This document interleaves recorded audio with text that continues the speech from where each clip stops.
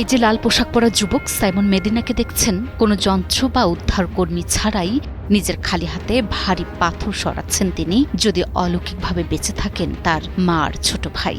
সাইমনের মতো হাজারো মানুষ এখন পাগলপ্রায়, নিখোঁজ প্রিয়জনদের আকুল সন্ধানে।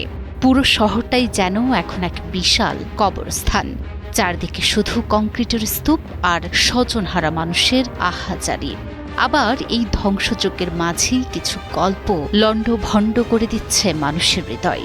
তেমন একটি হলো শিশু সন্তানকে বাঁচাতে গিয়ে নিজের জীবন উৎসর্গ করেছেন মা আন্দ্রেয়া। ভেনেজুয়েলায় আঘাত হানা ৭.২ এবং ৭.৫ মাত্রার ভয়াবহ জোড়া ভূমিকম্পে লণ্ডভণ্ড হয়ে গেছে সাজানো গোছানো শহরগুলো। বিশেষ করে লা গুইরা অঞ্চলের বহুতল ভবন সহ অন্তত ১০০টি বহুতল ভবন এখন মাটির সাথে মিশে গেছে।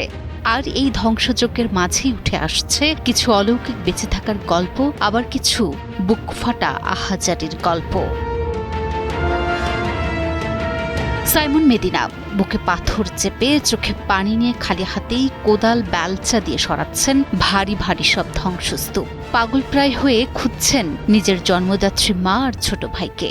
ভূমিকম্পের সময় তিনি নাইগুয়াটাতে ছিলেন, কিন্তু এখানে এসে যখন দেখলেন তার আত্মীয়দের আস্ত অ্যাপার্টমেন্টটাই মাটির সাথে মিশে গেছে, তখন স্তব্ধ হয়ে যান মেদিনা। তার মধ্যে হাজারো মানুষ আজ উদ্ধারকারীদের অপেক্ষায় না থেকে নিজেদের খালি হাতেই ধ্বংসস্তূপে নেমে পড়েছেন প্রিয়জনদের খোঁজে। ইতিমধ্যেই বিভিন্ন গণমাধ্যমে ধরা পড়ছে বিভিন্ন নির্মম দৃশ্য, যেখানে কারাবালেদার হুগো শাভেজ আবাসিক কমপ্লেক্সের মতো ধ্বংসস্তূপ থেকে বের করে আনা হচ্ছে একের পর এক নিথর দেহ। এই ধ্বংসযজ্ঞের মাঝে পুরো বিশ্বকে কাঁদিয়েছে একটি মাতৃত্বের গল্প।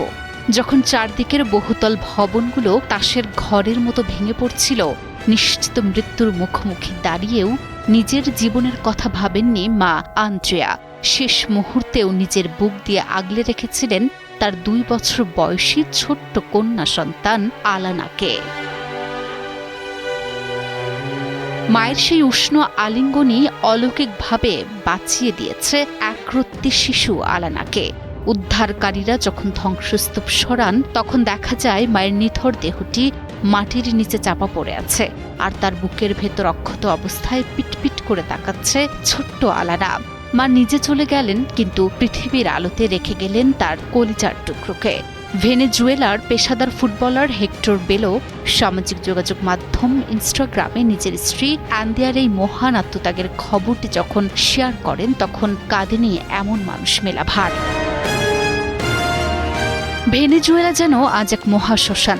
কংক্রিটের এই স্তূপ হয়তো একদিন সরিয়ে ফেলা হবে, নতুন করে গড়ে উঠবে শহর, কিন্তু মা আন্দ্রেয়ার মতো মানুষদের এই আত্মত্যাগ আর সাইমনদের চোখের পানি ভেনেজুয়েলার ইতিহাসে থেকে যাবে এক চিরন্তন ক্ষত হয়ে।